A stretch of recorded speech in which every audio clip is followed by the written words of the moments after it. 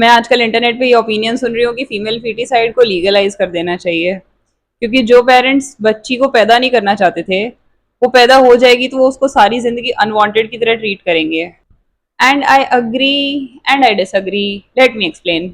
I am that daughter actually, and I wish I was aborted. लेकिन यहाँ पे ना प्रॉब्लम सेक्सिज्म तक लिमिटेड नहीं है। The issue is filial duty. Parent ये मान रहा है कि ये बच्चा मेरे ही लिए जिएगा, जो मैं चाहूंगा वही करेगा, हमेशा मेरा ध्यान रखेगा। पेरेंट ये एक्सपेक्ट कर रहा है कि वो बच्चे को मारे और बच्चा रिटेलिएट भी ना करे।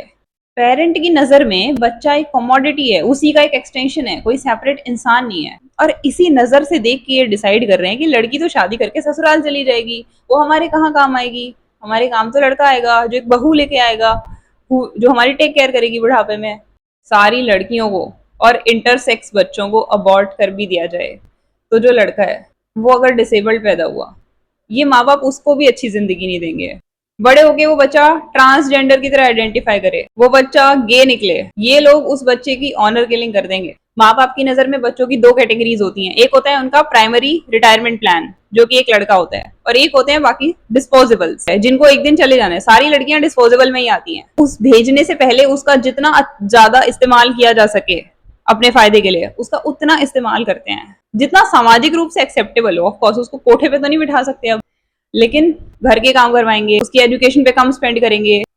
अब अगर वो लड़का ये बोल देना कि मैं नहीं करूंगा तुम्हारा रिटायरमेंट प्लान, वो उस लड़के को भी टॉर्चर करेंगे। Like he was my boyfriend and I fail in love with him. Exact moment बताऊं जिसमें मुझे प्यार हो गया था, वो ना अपनी बहुत सारी बातें बता रहा था, उसकी फैमिली की सिचुएशन वगैरह। होता है ना कि हमें बताया जाता है कि घर की बातों को बाहर नहीं बताना, तो पहली पहली बार जब कोई किसी से अपनी घर की बात बता रहा होता है ना, तो मिक्स फीलिंग होती है। बताना भी है और ऐसा डर भी लगता है कि वो जज करेगा सामने वाला। तो वो इसी मिक्स फीलिंग के साथ मुझे बता रहा था। मतलब उसका बाप ना हंस हंस के किसी के सामने ऐसे बोल रहा था कि हमारे तो बस दो बेटे बेटे हैं, यही बुढ़ापे की इन्वेस्टमेंट है हमारी।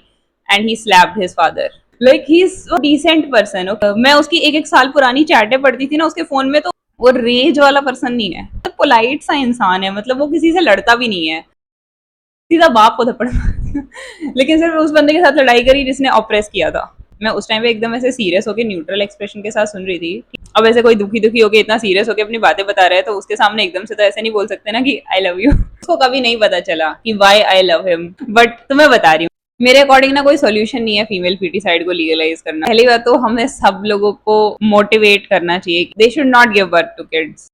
अगर फिर भी किसी ने ठान ही ली कि उसको बच्चा पैदा करना है, तो जैसे फीमेल फीटिसाइड को बैन करने के लिए अभी कानून है, वैसे कानून बनाना चाहिए कि हर किसी को अलाउड नहीं होगा बच्चा पैदा करना। दे वुड बी इवेलुएटेड कि उनकी औकात भी है बच्चा पालने की, and they have to give an exam जिसमें ये टेस्ट किया जाएगा कि वो बच्चे को देख किस नजर से रहे हैं। Are they seeing that child as a free human being और just as their slave? And if they see that child as their slave, the father should be vasectomized. जिस इंसान ने अपने बाप को थप्पड़ मारा ना, उसने बचपन में मल्टीपल सुसाइड अटेम्प्ट्स किए थे। मैं सोचती थी कि मैं ही एक ऐसी इकलौती इंसान हूँ इस धरती पे जिसमें बचपन से दिमाग था, बाकी सारे लोगों में बड़े होकर ही दिमाग आया है। मेरे आसपास के बच्चे बहुत भोंदू होते थे, लेकिन वो मेरे को पहला इंसान मिला who had thought like me कि मैं इतनी छोटी सी हूँ और ये इतने सारे बड़े बड़े दानव जैसे लोग दिख रहे हैं। मतलब मैं कितनी हेल्पलेस हूँ, मुझे इनको खुश करना है, मुझे इनके हिसाब से चलना है, मुझे ही पूरा सब कुछ सिचुएशन संभाल के रखनी है कि घर में कोई झगड़ा ना हो और सब ठीक चलता रहे।